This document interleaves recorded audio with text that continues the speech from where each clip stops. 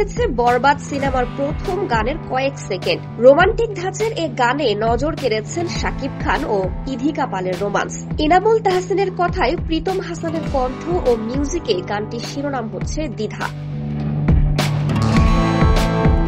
বুধবার গানের কয়েক ঝলক প্রকাশ করে শাকিব খান তার নিজ পেজ থেকে।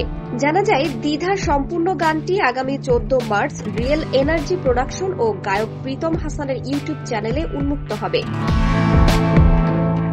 বরবাদ পরিচালনা করেছেন মেহেদী হাসান হৃদয়। এতে আরও অভিনয় করেছেন যিশু সেনগুপ্ত, মিশা সওদাগর, শহীদুজ্জামান সেলিম, ফজলুর রহমান বাবু। গেল সপ্তাহে প্রকাশিত হয় বরবাদ সিনেমার টিজার।